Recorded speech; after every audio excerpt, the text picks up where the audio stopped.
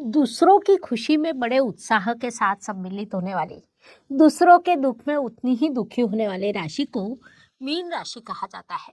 अत्यंत शांत, सीधा, भोला, संवेदनशील स्वभाव होने के कारण आपको कोई भी सरलता से फंसा सकता है।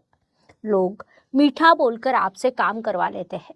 इसीलिए आज के व्यवहारिक विश्व में किससे मित्रता करनी चाहिए, किस पर विश्वास करना चाहिए या कौन हमें समझ सकता है, यह पता होना आवश्यक होता है। जो राशि के अनुसार अत्यंत सरल है, इस विषय को आप समझना चाहते हैं तो यह वीडियो केवल आपके लिए है। इसे अंत तक अवश्य देखें। नमस्कार, मैं एस्ट्रो गुरु माँ डॉक्टर ज्योति जोशी आप सभी ज्योतिष प्रेमियों का हार्दिक स्वागत करती हूँ। ज्योतिष सलाह, इस नई श्रृंखला की हमने शुरुआत की है। इस संकल्पना का महत्व, उसकी आवश्यकता, वह सभी के लिए किस प्रकार उपयोग में आने वाली है, इस संदर्भ में मैंने आपको पिछले भाग में विस्तार से बताया। अर्थात घर के, बाहर के, परिचित, अपरिचित, रोज मिलने वाले, अचानक मिलने वाले, इन सभी लोगों से कैसा व्यवहार करना चाहिए, सभी के साथ कैसा बर्ताव करना चाहिए ताकि सभी से अच्छे संबंध बने रहे और काम भी उचित पद्धति से पूरा हो जाए। उससे भी महत्वपूर्ण बात है कि किसी के साथ विवाद ना हो। यह मैं आपको राशि के अनुसार बताने वाली हूँ। उसमें पिछले भाग में हमने मीन राशि के संदर्भ में मेष से कन्या राशि तक वार्तालाप किया। अर्थात मीन राशि के जातकों ने मेष से कन्या राशि के जातकों के साथ कैसा व्यवहार करना चाहिए, किसके साथ कौन सी चीज़ों का ध्यान रखना चाहिए, किसके साथ आपके अच्छे संबंध बन सकते हैं, किसके साथ आपको संभल कर रहना होगा, ऐसे सभी विषयों पर हमने विस्तार से वार्तालाप किया। आज हम मीन राशि के जातकों ने तुला से मीन राशि के जातकों से कैसा व्यवहार करना चाहिए, यह समझने वाले हैं। आज के भाग को अंत तक देखना ना भूले। साथ ही जैसा मैंने पहले भी कहा था कि अगले भाग में आपको कौन से राशि की जानकारी प्राप्त करनी है, वह आप हमें कमेंट बॉक्स में लिख कर भेजें। जिस राशि के लिए कमेंट सबसे अधिक आएंगे, उस राशि पर हम सबसे पहले वीडियो बनाएंगे। यह जानकारी आपको अच्छी लगे तो लाइक, शेयर, सब्सक्राइब करना ना भूलें ताकि दूसरों तक पहुंच पाए।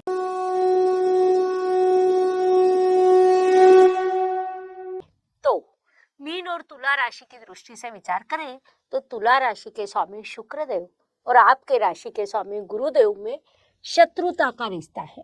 गुरु और शुक्र, यह दोनों गुरु है। अर्थात गुरु देव गुरु बृहस्पति है तो शुक्र राक्षस गुरु शुक्राचार्य है। उनमें प्राकृतिक रूप से शत्रुता है, जिस कारण मीन और तुला राशि की कुंडलियां जब हमारे पास विवाह का विषय लेकर आती है तो हम उसके लिए अनुमति नहीं देते। अर्थात मीन और तुला राशि के जातक एक दूसरे से विवाह कर नहीं सकते। ज्योतिष नियमों के अनुसार उसके लिए अनुमति नहीं दी जाती।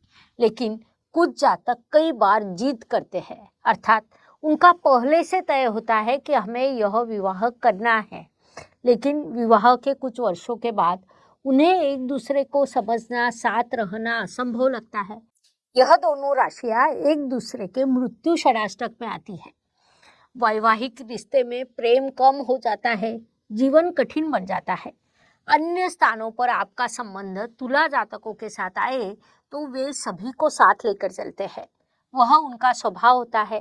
वे दिखने में स्मार्ट होते हैं, वे क्रिएटिव भी होते हैं, उन्हें कला में रुचि होती है। इन चीज़ों को यदि आप समझ लें, उनके काम की प्रशंसा करें तो आपकी मित्रता हो सकती है। उनके साथ आप अच्छा व्यवहार कर सकते हैं, एक दूसरे के साथ प्रगति भी कर सकते हैं।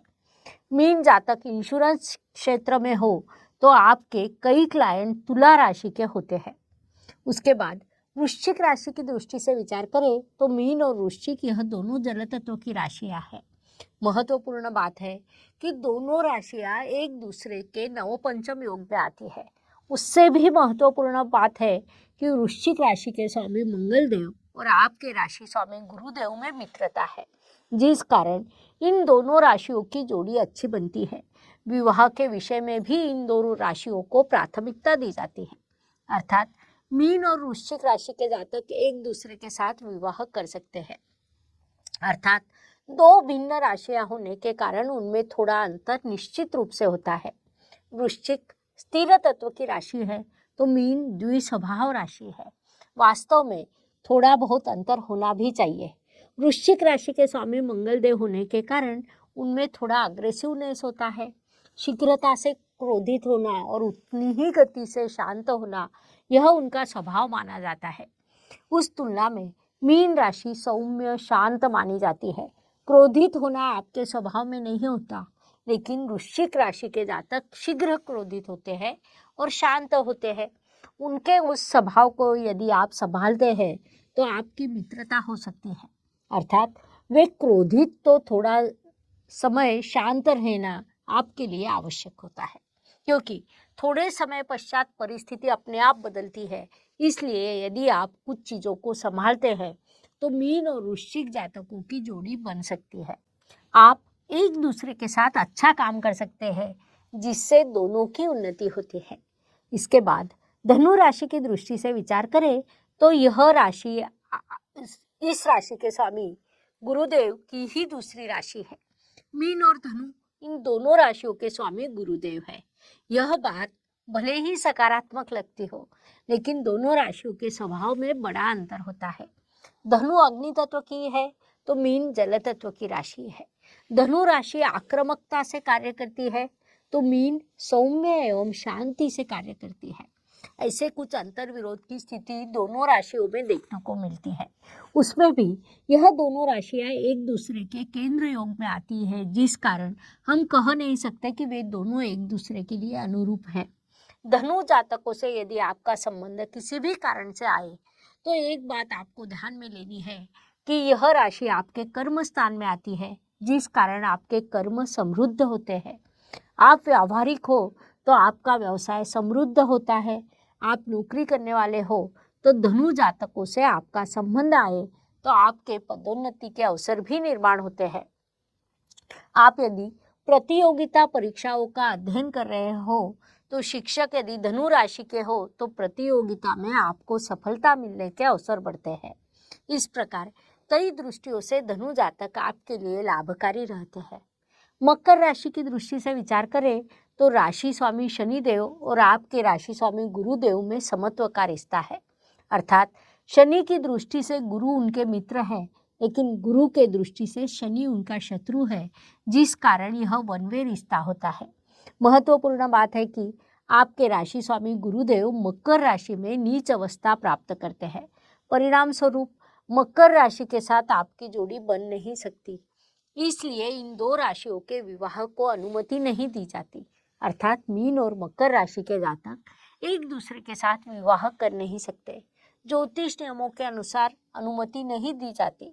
अन्य किसी भी कारण से मकर जातक आपके जीवन में आए, अन्य किसी भी कारण से उनके साथ आपका संबंध आए तो उनसे आपको लाभ प्राप्त हो सकता है, क्योंकि मकर राशि आपके लाभ स्थान में अर्थात इच्छा पूर्ति के स्थान में आती है, जिस कारण मकर जातकों द्वारा कई बार आपकी इच्छा पूर्ति हो सकती है, आपकी प्रगति हो सकती है। यदि व्यावसायिक दृष्टि से आपको कोई लक्ष्य प्राप्त करना हो, आपको किसी वस्तु की बिक्री करनी हो, कुछ खरीदना हो, तो ऐसे व्यवहार में मकर राशि आपके लिए कई बार लाभकारी हो सकती है।